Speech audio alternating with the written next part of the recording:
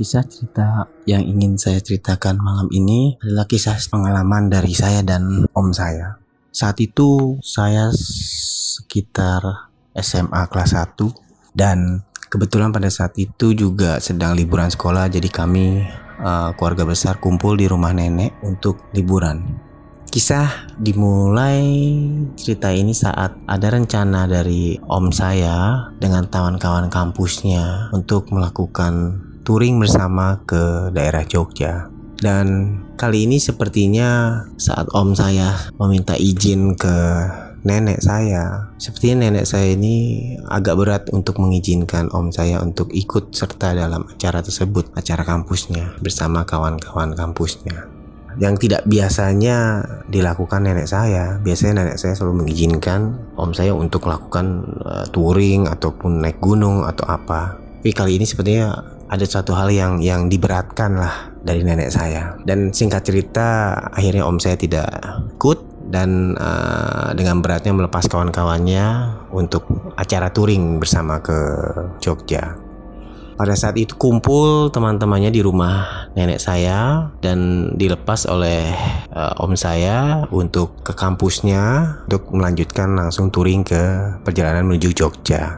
Singkat cerita, akhirnya om saya tidak ikut dan kawan-kawannya telah berangkat menuju Jogja. Dan tepat tengah malam, sekitar jam 12:30 pada saat kami semua sedang akan beranjak tidur, tiba-tiba kami semua dikejutkan suara ketukan pagar dan suara memanggil om saya. Dan om saya sangat mengenal suara tersebut. Nok, nih gue Nok. Lo masih tidur? Lo masih bangun gak Nok? Dan akhirnya om saya keluar untuk menghampiri sumber suara tersebut ke gerbang depan. Dan ternyata yang ditemui itu adalah temannya yang setelah berangkat ke Jogja tadi siang. Dan om saya bertanya, "Kek, lo kenapa balik lagi? Yang lain mana? Kok gak ikut?" Dan dijawab sama temannya, "Ya Nok, gue balik sendirian. Yang lainnya gak mau balik." "Loh kenapa?" kata om saya. "Gak apa-apa Nok, ayo udah masuk. Gue buatin minum dulu ya." "Gak usah repot-repot Nok." "Enggak apa-apa, udah minum dulu deh. Duduk dulu." "Ayo udah Nok." Akhirnya om saya masuk ke dalam dan buatkan minum. Nah pada saat om saya keluar membawakan minuman, om saya bingung. Kemana tadi temennya si Wage? Kok gak ada? Dan om saya tanya, "Kit, kamu lihat Wage kemana? Pulang? Pamit sama kamu?" "Enggak om." Tapi kamu dengar tadi kan suara Wage manggil-manggil?" "Iya, makanya tadi kan pas om keluar saya pikir dia udah pamitan pulang atau gimana. Karena ya saya cuma lihat om seperti kayak ngomong sendirian di teras. Karena saya nggak ngelihat om Wage ada. Saya pikir udah pulang ketemu ngobrol di gerbang saja."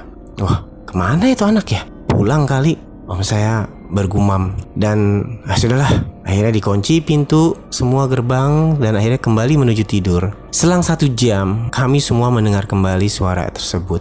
Tetapi kali ini suaranya agak sedikit merintih dan minta tolong. Nok,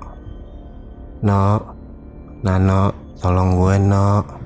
Dan om saya langsung saya bangunin karena kebetulan saya tidur di ruang tamu sangat dekat dengan gerbang, kedengaran sekali. Dan om saya kaget dan terbangun langsung menuju gerbang dan ternyata tidak ditemukan suara panggilan tersebut. Setelah dicari kesana sini nggak ada, om saya coba masuk ke dalam dan menunggu sama-sama di ruang tamu dengan saya. Nggak lama lagi, berselang beberapa menit, ada seperti suara langkah di depan teras. Seperti langkah berjalan, bingung, mondar-mandir, dan suara menangis.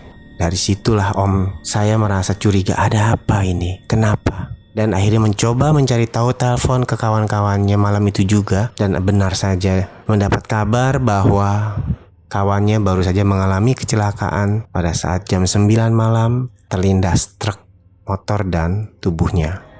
Sangat tidak percaya om saya bahwa sahabatnya telah mendahulunya mengalami kecelakaan saat itu, karena dia yakin betul baru saja dia temui datang ke rumah. Sampai benar-benar esok harinya dia lebih dipastikan lagi mendapat kabar dari pihak keluarganya bahwa kawannya memang telah mengalami kecelakaan pada saat malam itu. Inilah kisah saya waktu itu, dimana seorang sahabat, kawan terdekat pada saat akhirnya tetap berkabar, memberi kabar kepada sahabat dekatnya dengan kondisi keadaannya yang terakhir. Itulah satu persahabatan sampai akhir, tetap sahabat.